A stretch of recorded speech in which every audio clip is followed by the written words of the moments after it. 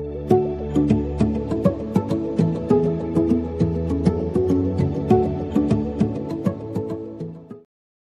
Student, आइए इस video में हम कोसेक फंक्शन की ट्रेसिंग करेंगे और उसके डोमेन और रेंज के बारे में जानेंगे, जिसके बेस पर आप सेक फंक्शन की ट्रेसिंग, उसके डोमेन और रेंज को फाइंड आउट कर सकते हैं।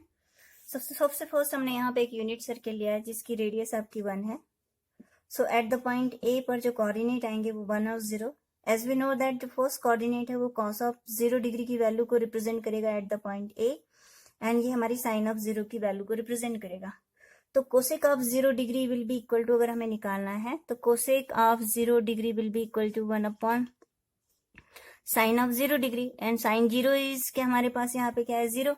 सो कोसेक 0 हमारा क्या होगा, नॉट डिफाइंड। यहाँ पे जो कोसेक फंक्शन की जो वैल्यू आ जाएगी वो क्या आएगी, नॉट डिफाइंड आएगी। अगर हम कोसेक ऑफ 90 डिग्री निकालें, cosec of 90 degree will be equal to, it is cosec of 90 degree will be equal to 1 upon sine of 90, and sine 90 आपके पास कितना है 1।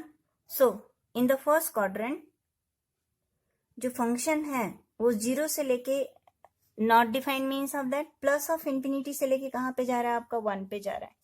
सो कर्व जो है एट 90 0 पर नॉट डिफाइंड है, means this is the breaking point at the point of 0। So यहाँ minus of infinity plus of infinity से स्टार्ट करते हुए कर्व जो है कहाँ पे आ रहा है आपका, एट 90 पे जो कर्व की वैल्यू 1 आ रही है, और कर्व जो कंटिन्यूस क्या हो रहा है, डिक्रीजिंग ट्रेंड में जा रहा है। तो प्लस ऑफ इंफिनिटी से डिक्रीज होते होते आपका जो कर्व आ रहा है वो कहाँ पे आ रहा है, एट 1 पे आ रहा है। सो this is the tracing of the curve in the first quadrant 0 to 90। Next अगर हम यहाँ पे देखें, कोसेक ऑफ 90 आपका 1 है, और कोसेक ऑफ 180 डिग्री की वैल्यू अगर हम निकालें, cosec of 180 degree will be equal to, it is 0 upon minus of 1। ये आपका कितना आएगा, not defined again, means of that cosec of 90 की जो वैल्यू है आपकी 1 है, और कोसेक ऑफ पाई आपका क्या है, नॉट डिफाइंड है।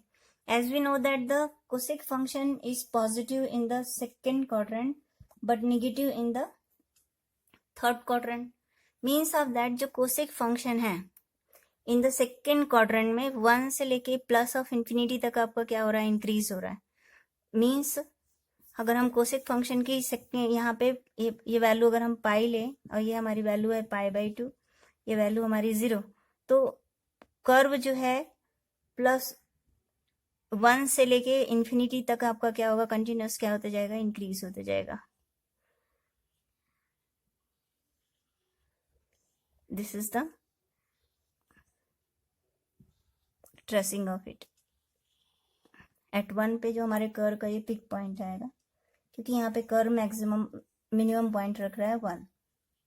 नेक्स्ट एट पाई पर यदि हम फंक्शन जब की वैल्यू देख रहे हैं तो नॉट डिफाइंड है, इट मीन्स दैट ये हमारे कर्व का डिसजॉइंट पॉइंट है, और ये जो कर्व है 1 से लेके इन्फिनिटी में आपकी कंटिन्यूस क्या हो रही है, इंक्रीज हो रही है वैल्यू। ओके, नेक्स्ट यहाँ पे अगर हम देखें तो जैसे ही आपका 180 से जैसे ही कर्व ज्यादा होगा, यानी 181 डिग्री आएगा, तो जो कॉसेक 180 क्या हो जाएगा, माइनस ऑफ इंफिनिटी आ जाएगा। तो माइनस इंफिनिटी से डिक्रीज होते होते कर्व आपका कहाँ पे जाना है, आपका माइनस ऑफ 1 तक जाना है, क्योंकि कोसेक ऑफ 370 डिग्री की जो वैल्यू आ रही है माइनस ऑफ 1 आ रही है। हैंस माइनस इंफिनिटी से स्टार्ट करते हुए आपका जो कर्व है एट -1 पे यहाँ पे आएगा।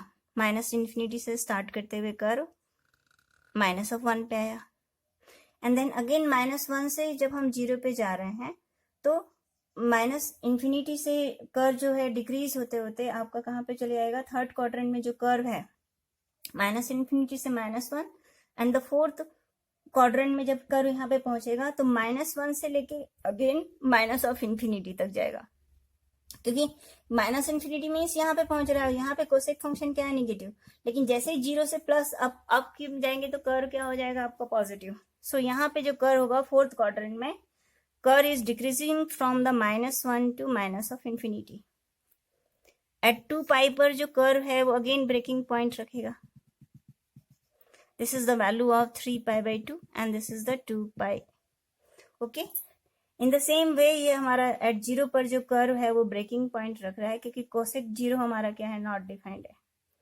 और कर्व जो है सेम इसी रेंज पे आपका, इसी पैटर्न में आपका आगे बढ़ेगा। ये हमारे कर्व का पॉइंट आया -1. So this is the tracing of the cosec function. Again curve जो है यहाँ पे ब्रेक करेगा।